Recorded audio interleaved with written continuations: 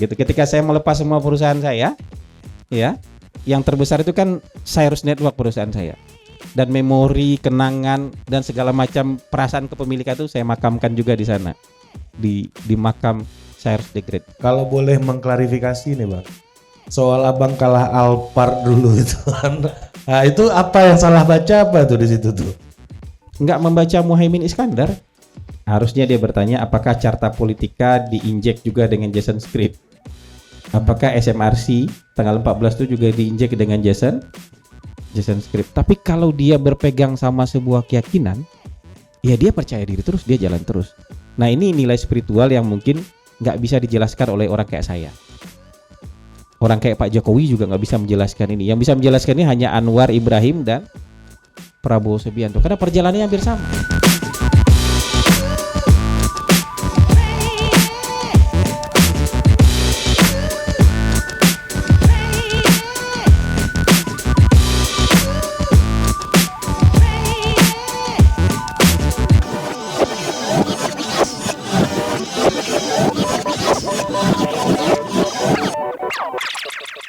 Oke, welcome to Total Politik dan jumpa lagi, kita sudah berkumpul sore hari ini jelang buka puasa. Tepuk tangan dulu. Wah. Kita mendengarkan khotbah abang-abang sebenarnya judulnya ya. Dan akhirnya Bang Hasan kembali lagi ya, Ke layar Total Politik ya. di Total Politik setelah berziarah ke Iran kemarin Bang. Ya. Ya, dan juga kemarin itu Total Politik agak semi-sepi dikooptasi sama Mr. Q kemarin. Iya. Gara-gara abang ke Iran ini Bang. Jadi hari ini kita kumpul ngabuburit Bang, sekaligus makan-makan dan merayakan sapi limosin ini Bang, yang sudah berhasil kembali ke pangkuan Ibu Pertiwi ini kan. Dan kemarin itu Bang, sapinya itu kan dua, yang di sapi berbaginya ini kan dua. Satu sapi bapak, satu sapi anak. Menurut yang ngasih ini sapi dinasti Bang, katanya Bang. Dari Prayogo tadi ada. Iya, ada Rio Prayogo juga. Nah, ini kita mau tanya Bang Hasan dulu nih. Cerita soal Iran dulu, Iran. Ya, Iran kemarin gimana Bang? Apa oleh-oleh dari Iran nih Bang? Biar ada khotbah-khotbahnya dikit di sini Bang. Nah, Ya, saya ke Iran itu kan dalam rangka menyepi karena post power syndrome kan, sama post popularity syndrome ini kan. Kalau post power syndrome karena ya kan saya sudah berniat nazar, jadi setelah selesai pemilu saya lepas semua perusahaan. Di post power syndrome dong.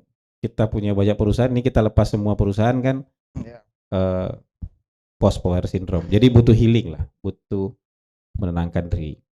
Kalau yang kedua bukan post popularity syndrome sebenarnya, tapi menjaga supaya kaki tetap di tanah. Karena kadang-kadang pujian-pujian itu sampai kepada hal yang sudah nggak masuk akal. Jadi harus kita tinggalkan sejenak supaya kaki kita tetap menginjak tanah. Apa yang dipilih Iran? Kenapa? Iran sepi. Turki rame, kalau mau ke Jepang rame, kalau Iran sepi. Apalagi turis dari Indonesianya pasti hampir nggak ada lah. Kalau di sana ketemunya turis Rusia, India, Cina, itu aja. kalau Turki Semua negara ada di sana kan. sama ketemu Andri Rosiade Bang. Iya, ketemu orang-orang kita juga, Iya. Jadi nggak bisa menenangkan diri. Iya, Perawatan rambut ini tanam loh. rambut Bang di situ. Ya di Iran juga medikalnya sekarang pelayanannya juga operasi hidung, filler bibir sama tanam rambut juga. Jadi kayaknya di sana tuh 1 dari 4 atau 1 dari 5 perempuan operasi hidung sama filler bibir. Makanya cantik-cantik. Oh, Kalau laki-laki lumayan banyak lah, mungkin 1 dari berapa tuh tanam rambut juga di sana. Jadi kayaknya itu tren area Middle East itu trennya lagi kayak gitu kayak. Tren kecantikan dan kegantengannya itu sekarang. Jadi mereka nggak merasa ganteng kalau rambut nggak ada, itu nggak ngerasa ganteng deh. Jadi harus ditanam rambutnya, jadi gitu. Nah di sana memang mungkin kita belajar lah ya. Coba bayangkan negara 40 tahun lebih di embargo. Kita yang nggak di embargo aja susah payah. Ini negara 44 tahun lebih di embargo dengan berbagai macam sanksi internasional. Jadi dia terputus dari perbankan internasional, terputus dari teknologi global, terputus dari otomotif global, terputus dari telekomunikasi global juga. Kartu kita nggak bisa dipakai di sana. Di negara Middle East lain kartu kita bisa dipakai roamingnya. Nyampe di sana otomatis mati aja. Jadi harus pakai SIM card. Harus kartu kredit kita nggak berlaku di sana. Jadi harus bawa cash kita. Nyampe ke sana kita harus bawa cash. Tapi menurut saya yang jelek di sana tuh dua aja. Yang jelek itu cuman mobilnya jelek-jelek di sana, sama cara nyetirnya jelek. Mungkin terputus dari cara nyetir dunia ini membuat cara nyetir sembarangan. Tapi di luar itu menurut saya bagus. Bahkan jauh lebih advance dibandingkan Indonesia yang tidak pernah terputus dari hubungan global. Teheran itu mungkin di bawah tanahnya satu kota itu mungkin ada 16 line subway. Mereka bikin di tengah embargo itu. Ya kan? Gedung-gedung di sana mungkin nggak mewah tapi ya terjaga dengan baik.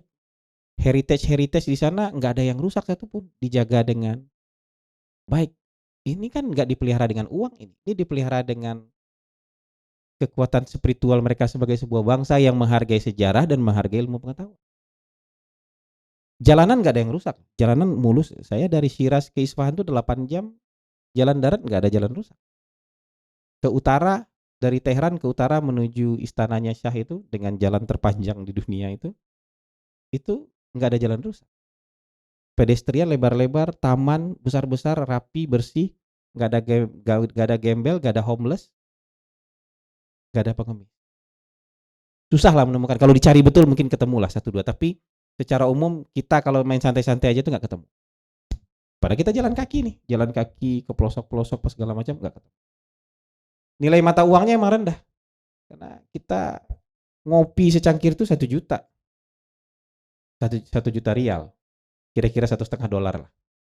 Tapi ngeluarin uang 1 juta kaget juga kan, berapa nih ngopi 1 juta, makan 6 juta sekali makan. Tapi kalau nilainya kan sebenarnya kalau dinilaikan dengan nilai rupiah kan sebenarnya ya bisa dihitung murah lah. Apa-apa itu bisa dikatakan murah. Dan yang penting warganya hospitality-nya luar biasa, nggak ada yang teriak-teriak. Kalau di Arab kan teriak-teriak ngomongnya. Ini ngomongnya pelan, santun, terdidik, happy. Happiness ini dibawa dari mana ini? Di embargo sekian puluh tahun happiness-nya dapat dari mana? Nah, ternyata happiness itu bukan dari agama, bukan dari syiahnya, bukan. Karena anak-anak muda sekarang juga nggak sholat kok di sana, buka kerudung apa segala macam. Happiness itu dibangun dari kekuatan kepercayaan, di kekuatan spiritual, kepercayaan diri mereka sebagai sebuah bangsa yang besar. Kita bangsa besar, kita ini real country katanya. Nggak banyak real country di dunia ini yang benar-benar negara sejak dari awal itu nggak banyak. Mungkin bisa disebut Cina, Jepang, Mesir, Persia. Yang lain kan negara bentukan baru ratusan tahun aja ini. Amerika itu baru 200-300 tahun umurnya katanya. Negara Anda berapa kurang dari 100 tahun kan, jadi ya benar kita belum ada kekuatan spiritual sebagai sebuah bangsa itu belum ada kita. Makanya gampang aja tuh ada satu heritage hilang tuh gampang. Dijarah apa segala macam. Kalau di sana dijaga. Dan pasti nggak dijaga pakai uang itu menurut saya. Dijaganya pakai sebuah kepercayaan bahwa ini memang harus dijaga. Enggak, heritage dari berbagai dinasti ada.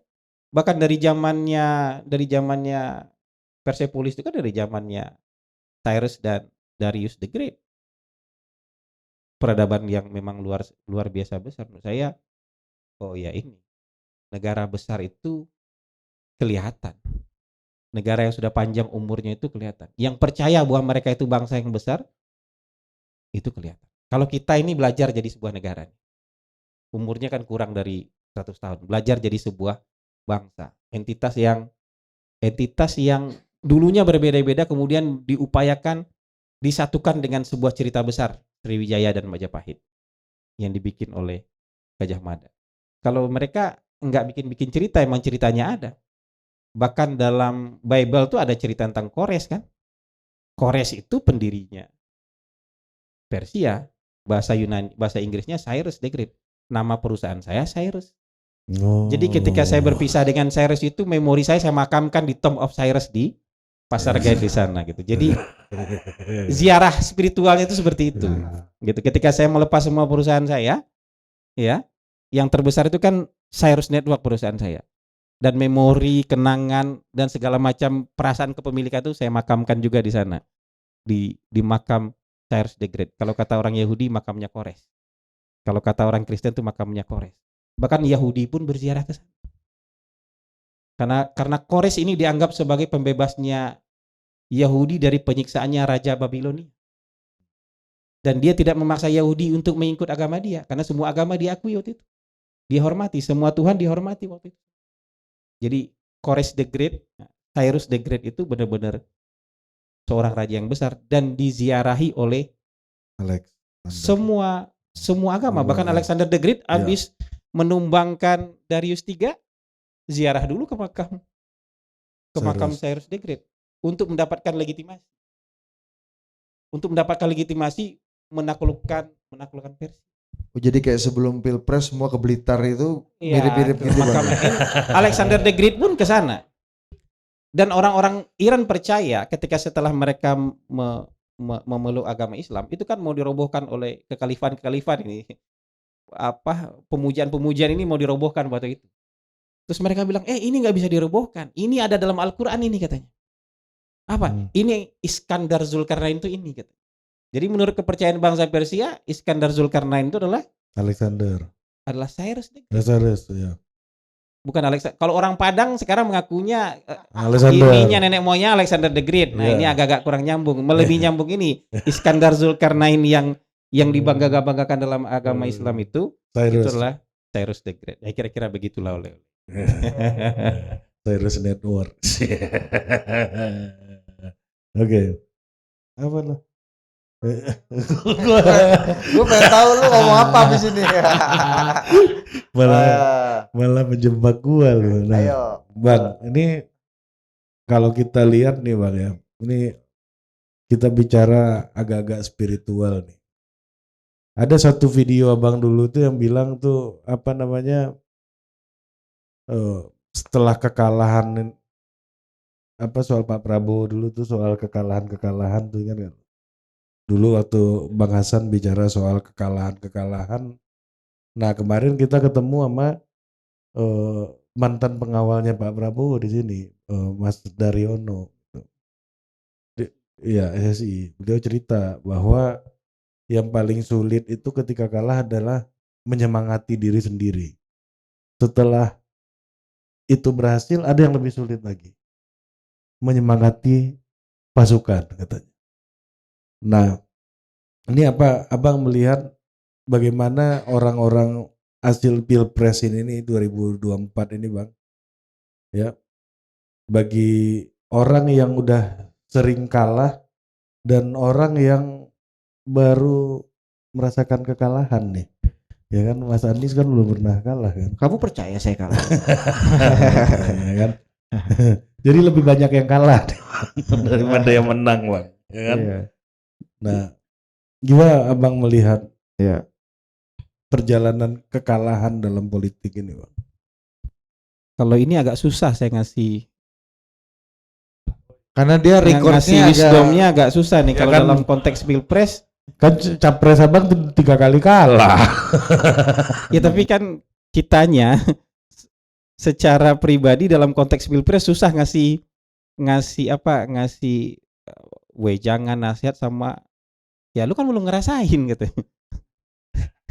Bukan karena sama, tapi kan memang kita nggak tahu rasanya dalam konteks Pilpres itu tuh gitu, rasanya itu tuh kan gimana cara untuk misalnya menarik wisdom, hikmah atau kebijaksanaan di balik sebuah peristiwa itu kan susah. Saya kan kadang-kadang tuh cuma menyindir-nyindir aja, tapi mungkin menyindir ini maksudnya untuk mengingatkan bahwa misalnya perjalanan mereka sudah agak panjang. Kepada teman-teman yang misalnya mendukung Mas Anies kemarin, saya bilang harusnya kalian sudah mulai terbiasa loh. Karena yang Mas Anies memang baru sekali kalah, tapi kalian kan sudah 3 kali kalah. Harusnya sudah mulai terbiasa gitu loh. Kalau Mas Aniesnya kan baru sekali kalah, tapi pendukung Mas Anies sudah 3 kali kalah, harusnya sudah mulai belajar dan sudah mulai terbiasa menerima keadaan. Tapi memang menurut saya sebagian besar sudah terbiasa menerima keadaan.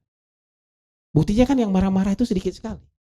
yang betul-betul ngotot dan marah itu nggak banyak. Karena kalau zamannya Pak Prabowo dulu yang marah itu puluhan ribu yang turun ke jalan. Maksudnya nggak sedikit gitu loh.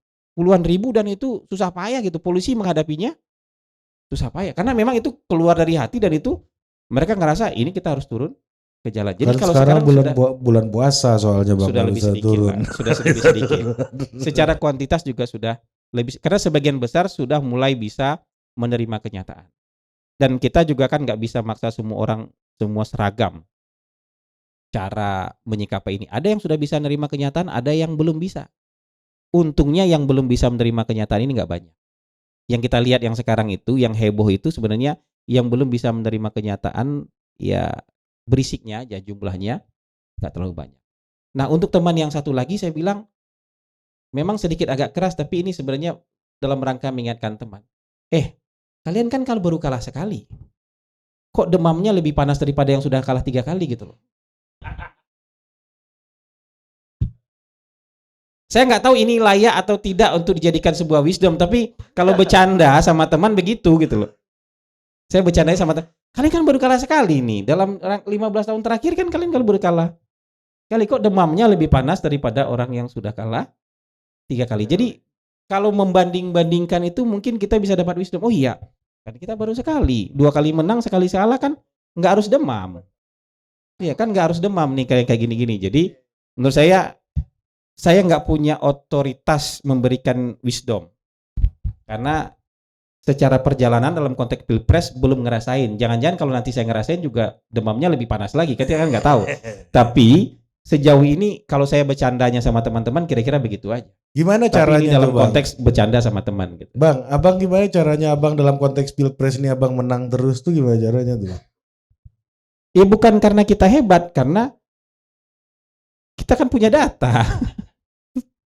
Kita kan punya data, dan ketika data itu dibuatkan berbagai simulasi, orang yang suka baca, suka lupa baca itu gini. Yang sering ditampilkan tuh data 3 nama. Data 3 nama itu cukup lama lah, Mas Ganjar bertengger di urutan 1, Pak Prabowo nomor 2, Mas Anies nomor 3. Tapi ketika head to head, ketika simulasi head to head, hampir selalu Prabowo nomor dengan siapapun diadu. Jadi kalau misalnya ini, dulu nggak ada kan bayangan satu putaran waktu itu kan belum ada. Januari 2023 itu nggak ada dalam kepala kita bayangan satu putaran. Siapa yang berani sombong bicara satu putaran ketika Januari 2023 nggak ada. Kalau Januari 2024 banyak. Oh, 23. 2023 Januari nggak ada membayangkan, orang calon aja belum ada kok. Tapi dalam simulasi-simulasi itu kita cuma bisa tahu bahwa kalau simulasi head to head yang menang selalu Prabowo. Pak Prabowo. Makanya waktu itu Januari itu saya bilang sama Bang Dasko, Bang, presidennya kayaknya Prabowo nanti nih. 2023 Bang. 2023. Itu kapan? Waktu beliau ke sini dengan mobil-mobil maung itu. Waktu terus dia tanya, gimana caranya, San? Surveinya nomor 2 kok lo bilang bakal jadi presiden? Di balik itu kan ada angka head to head. Kita membaca angka gitu. Membaca angka itu yang saya bilang, kita tidak hanya sekedar melihat data. Ya, tapi kita membaca data. Kalau dilihat saja ya nomor 1, nomor 2, nomor 3. Tapi kalau membaca data, berbagai simulasi harus disandingkan. Rio Prayogo juga gitu. membaca data Bang, tapi kalah sapi deh. Membaca. Ya. Tapi kan kadang-kadang gini juga. Kita nggak bisa menafikan ya. Beberapa teman itu membaca pakai perasaan. Ya kan ada teman saya yang lain juga membaca pakai perasaan. Dia yakin Ganjar akan terus ini tuh membacanya pakai perasaan. Tapi ginilah, itu manusiawi lah.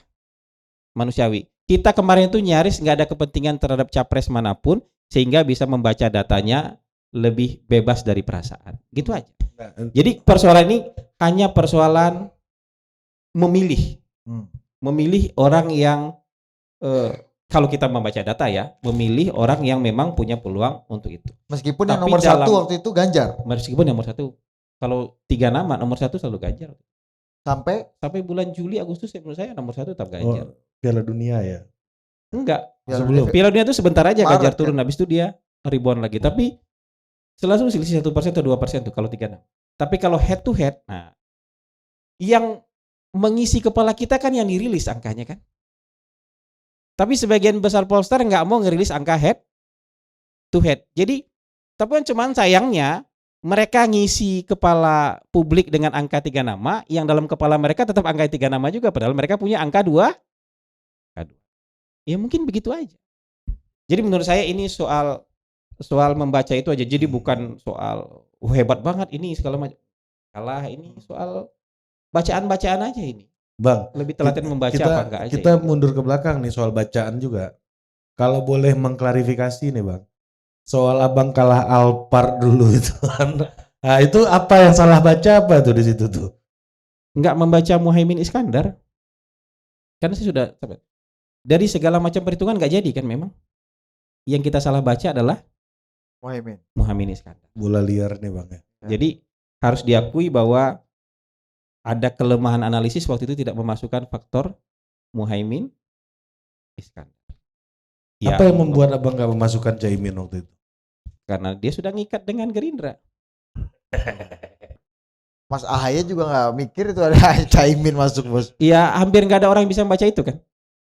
Sebagian besar orang ya, ada 1-2 orang mungkin membaca itu, tapi sebagian besar orang tidak membaca faktor Caimin, dan saya melakukan kesalahan yang sama, tidak membaca faktor Caimin. Meskipun abang tahu dalam ini kan bukan proses kontestasi yang dilempar ke publik, bukan proses elektoral, tapi proses kompromi elit kan, dan itu kejutan-kejutan dan anomali-anomali selalu bisa saja terjadi gitu kan Bang. Iya, rasa-rasanya waktu itu berbagai macam skenario sudah dimasukkan.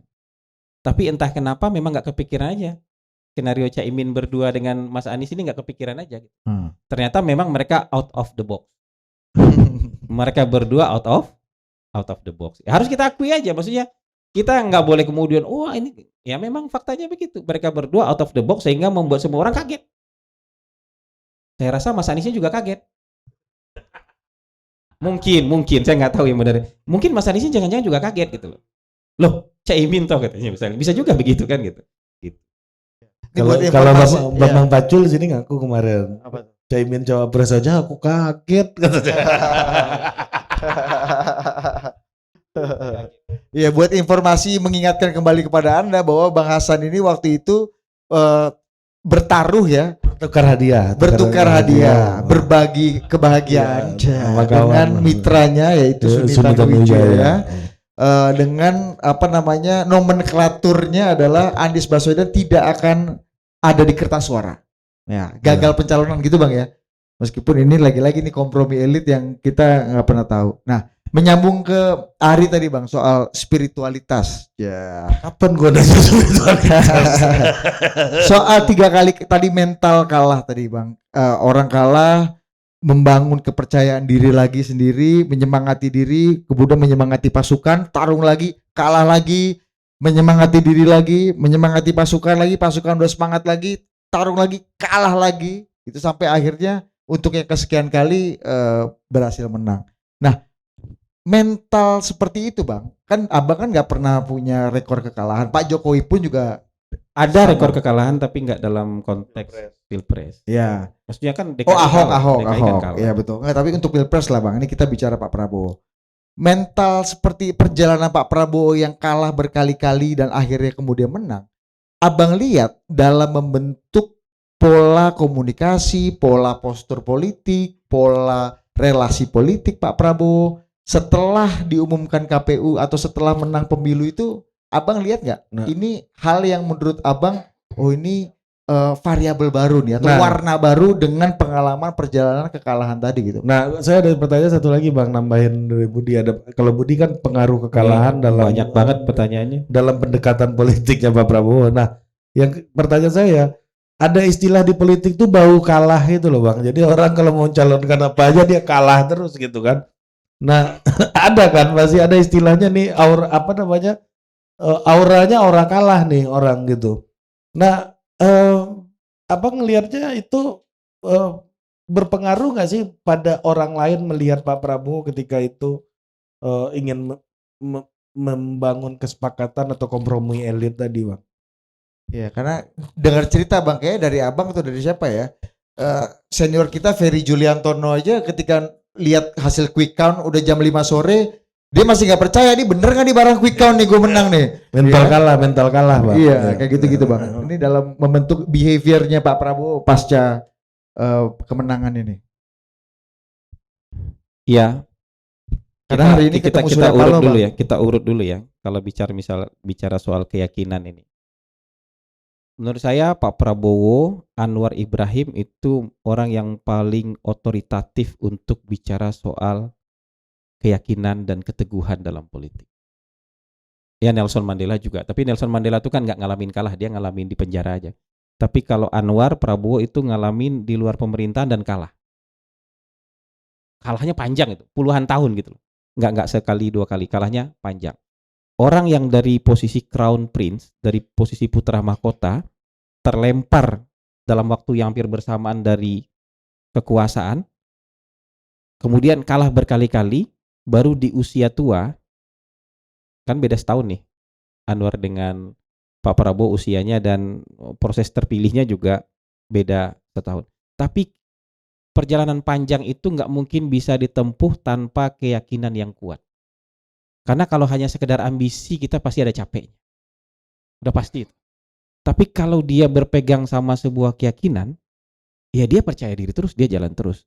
Nah ini nilai spiritual yang mungkin nggak bisa dijelaskan oleh orang kayak saya. Orang kayak Pak Jokowi juga nggak bisa menjelaskan ini. Yang bisa menjelaskan ini hanya Anwar Ibrahim dan Prabowo Subianto. Karena perjalanannya hampir sama. Dari posisi selangkah lagi, sudah ditenggorokkan ini makanan, keluar dia makanannya. Dikelempar dia dari kekuasaan. Ini lebih-lebih yang daripada disendok udah mau masuk mulut nih, lebih-lebih daripada itu. Lebih-lebih daripada itu. Iya. Ditamplek kan Pak Mahfud Ini kan. selangkah lagi dia menuju tampuk kekuasaan, pada waktu itu kelempar dia. Ya kan? Prabowo kalah berkali-kali, Anwar Ibrahim kalah berkali-kali, bahkan sampai keluar masuk penjara dengan tuduhan yang enggak gitu. Tapi karena keyakinan dia kejar terus. Sampai akhirnya sekarang dia jadi Perdana Menteri, Prabowo Subianto. Nah, kalau bicara dalam konteks itu saya rasa yang otoritatif bicara itu hanya dua orang. Kita ini merasa-rasa aja nih, mengira-ngira aja nih, pergulatan batin, bagaimana setelah kalah itu bagaimana mereka menyembuhkan diri. Iya kan? Kita nggak bisa jelaskan menurut saya. Kecuali dia cerita kemudian kita syarah gitu. Kita jelaskan kembali gitu.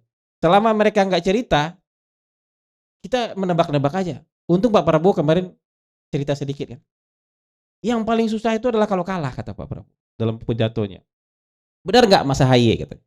Karena ngurus partai politik ini susah katanya. Kalau kita kalah ini, ya, kalau dalam bahasa Betawinya kita kehilangan semuanya. Kalau dalam bahasa Betawinya bokek katanya. Sementara dia harus menghidupi orang banyak. Dia masih harus mengurus orang banyak. Sementara perasaannya kacau balau nih. Orang takut ketemu ya Bang ya kalau kalah ini. Iya, ya. orang takut ketemu. Coba bayangin, caleg yang dari dia posisi incumbent kemudian nggak terpilih lagi, butuh layanan psikologis dia kan? Udah Bang, udah kena 2 orang Bang. Ini caleg nih, apalagi capres cuy. Jadi Pak Prabowo sekarang itu menurut saya itu kalau dari sisi kekuatan batin, kalau kita bicara kekuatan batin itu misalnya ada, ini orang kekuatan batinnya kita nggak bisa ukur nih dengan kekuatan batin kita nih. Kita sekali kalah cari like aja pindah partai kita kan? Dia enggak, dia tetap stay gitu.